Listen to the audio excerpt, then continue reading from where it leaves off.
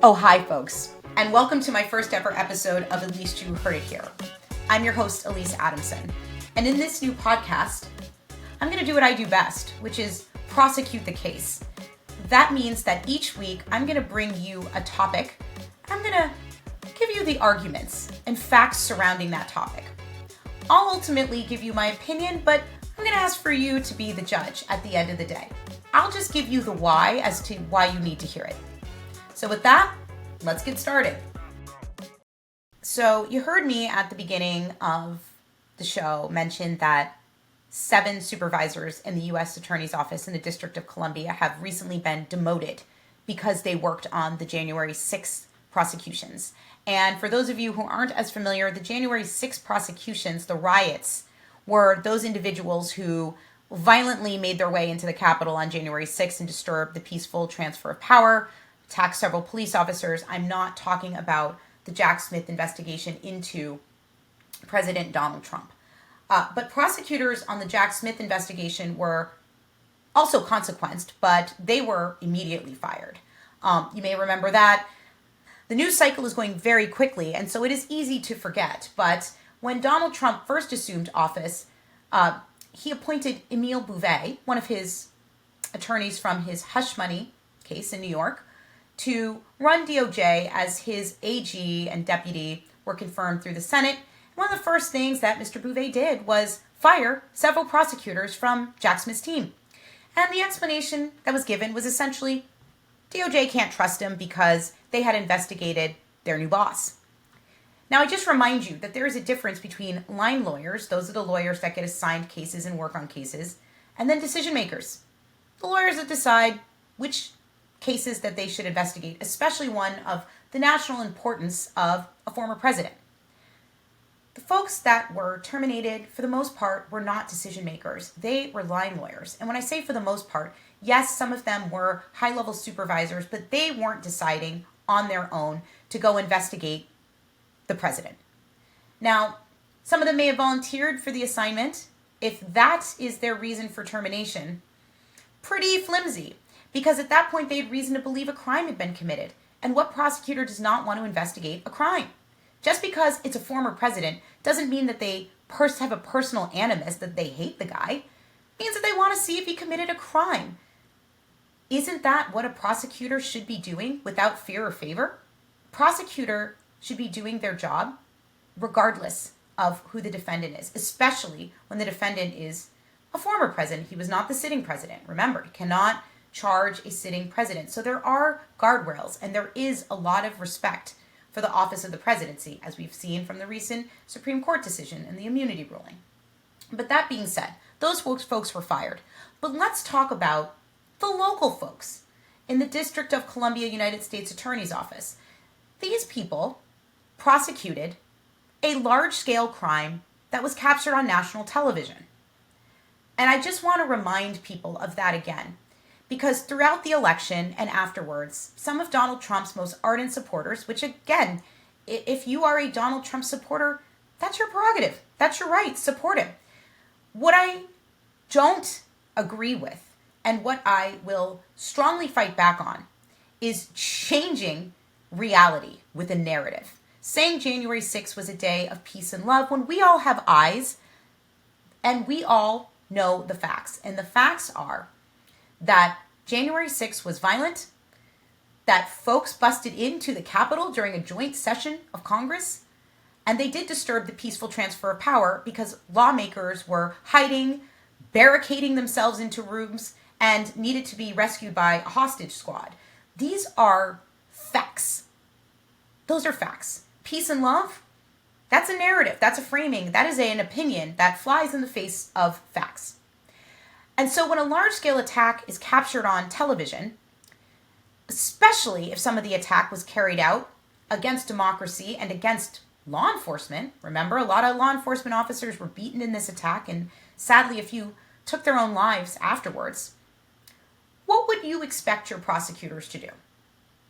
Investigate the large-scale crime? And that's what these prosecutors did. They did their job. And now they're being demoted for it. And why, you might ask? Well, let me give you some other facts. The person leading that office, the United States Attorney's Office, his name is Ed Martin. He has never been a prosecutor. But what he has been is a defense attorney for some of the Jan 6 defendants. Think about that. You defended a case against this office, and now you enter this office and you demote people who were involved in these cases. That seems like a conflict of interest to me. I want you to think about that one. Now, on top of that, it's not just the demotions, which are meant to be humiliated because some of these folks have decades of experiences, and now they've been sent down to prosecute cases of the lowest level with entry-level attorneys. And there's nothing wrong with entry-level attorneys, but there is something wrong with putting career public servants who have been doing this job for decades alongside them just because you don't like a crime that they investigated. Now, you can see that's my opinion, but my opinion is supported by facts. So not only have these folks been demoted, but 30 prosecutors from that office were fired very early on. These 30 prosecutors were hired on to help prosecute these January 6 cases, and they were still within their 2-year probationary period. So they were all gone. That's a fact. Let me tell you another fact about that office, the U.S. Attorney's Office for the District of Columbia, because a lot of people don't know, but I do because I spent almost 8 years there. They don't just prosecute federal crimes or crimes of national importance. Because D.C. is not a state, they are the local prosecutors. The Office of the Attorney General in D.C. tries juveniles, those are children, and the U.S. Attorney's Office tries all adult cases. So I'm talking from your thefts from a Target store all the way up to homicide cases. That's handled by that office. So what do you think happens when you immediately fire 30 of the newest attorneys in an office that tries all the local crime? You have resource and staffing issues in the most voluminous departments or divisions of that office. Now you also have Ed Martin, who loves getting on Twitter or X or whatever it's called. I'm old, okay? On X, the tweets, talking about thugs. We gotta stop crime in the District of Columbia. And so my challenge to U.S. Attorney Martin is, how are you going to do that if you have fired all of your brand new lawyers, which, by the way, just so you know how this works, if you don't have anybody at the bottom, how are you going to get up to the top? So how are all the attorneys that are in these entry-level positions supposed to, we call it rotate to these higher positions and try all of these gun-toting criminals in the District of Columbia? And I am not making light of the crime in the District of Columbia because I did spend years on the line prosecuting it. It's a serious question. Who's going to try all this crime? And who's going to lead those divisions if you have now demoted the supervisors back to the line? Well, some might get cheeky and say, well, you have all those experienced prosecutors on the line now. Maybe they can do it. But there are only a few people, and the caseloads are so very large. And so why have they put themselves into this position? Well, it's because Ed Martin didn't like the fact that these folks were hired on to prosecute January 6th. Again, a large-scale crime. So you get to decide whether or not it's a good idea to clean house in this way. Now, I know there are some people on the internet and influencers who might say that's the only way they could do it. They weren't loyal. The prosecutors were loyal to the Constitution. When you're a prosecutor, you take an oath to defend the Constitution against all threats, foreign and domestic. And that's what these prosecutors did. And they were assigned to do it. There was a crime committed and they investigated it. That isn't loyalty to an administration or to a political ideology. That is loyal to the framework of our country.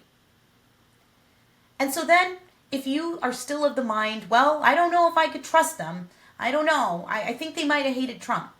Well, then I pose the more practical question to you. How's that office going to do if they've just gotten rid of all those prosecutors? How are they going to keep D.C. safe if that's one of Ed Martin's stated goals?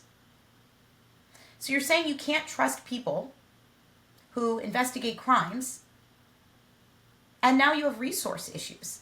Just seems like a paranoid place to be, and now you're hindering the real mission, which is the safety of the District of Columbia. Again, those are facts. And yes, my opinion is that this was a ridiculous witch hunt, that all of these prosecutions were warranted. But if you were going to take punitive action, or if you felt like you couldn't trust people, should be those high-level decision makers. But to punish investigators for merely doing their job is completely out of line with the mission of prosecutors. So those are the facts. I want you to go and supplement them with some of your own investigation, but facts, not opinions, facts. Because I gave you my opinion, but I told you it was my opinion. And now you get to render yours, render your verdict, so to speak. Thank you so much for joining me this week, especially on a topic that is so personal to me. If you liked what you heard, go ahead and click subscribe. And remember, at least you heard it here.